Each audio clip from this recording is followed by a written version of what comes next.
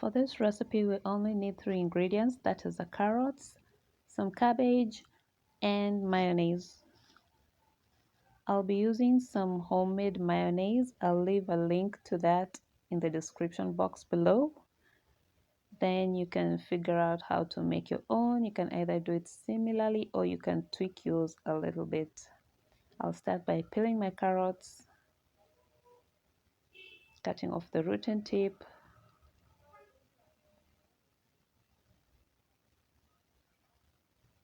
Then I'll proceed to grating them. If it's your first time on my channel, kindly click on the subscription button below and then hit the notification bell so you can be alerted whenever I upload a new recipe. This is a channel where we show you how to do things the simplest and in the easiest way possible. So I'll grate my carrots. It becomes a struggle once the pieces are small, so usually I just get rid of the last piece.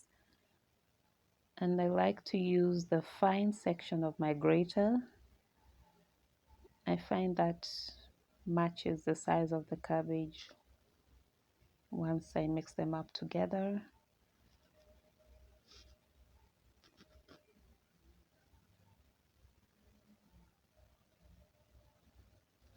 Once that is done, I'm going to put that in a bowl and then start shredding my cabbage.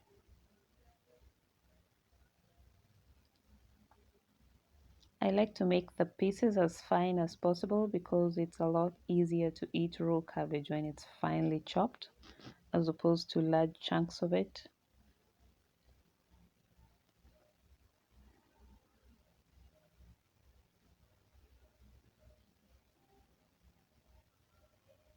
So I'll just shred that to pieces, going in as tiny as I possibly can, twisting and turning it to get all the comfortable angles that are going to give me the size that I want until all of it is done.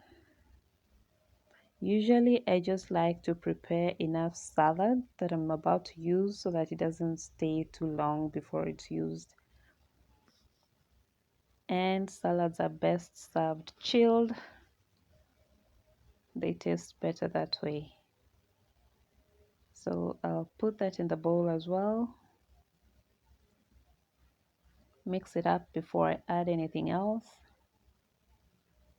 just to make sure both ingredients are evenly distributed.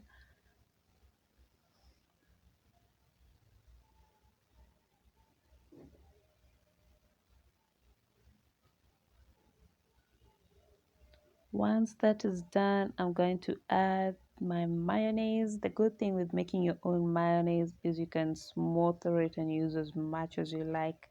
This particular recipe is actually really delicious. I strongly suggest that you try it out. You just might find you can eat a whole cabbage by yourself if you mix it with this particular mayonnaise recipe.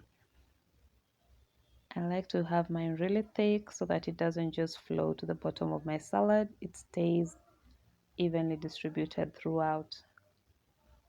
I'll mix that really well. Left, right, up, down, top to bottom. And then I transfer it to a bowl that is presentable enough to serve in. Remember, once you've mixed, that bowl is quite smeared with mayo. It doesn't look really nice for the table. So I put it in a separate bowl, and our coleslaw is officially ready. Thank you so much for watching this video. Do share, write in the comment section down below what other recipe you'd like me to feature, and make sure you hit the notification bell. Bye.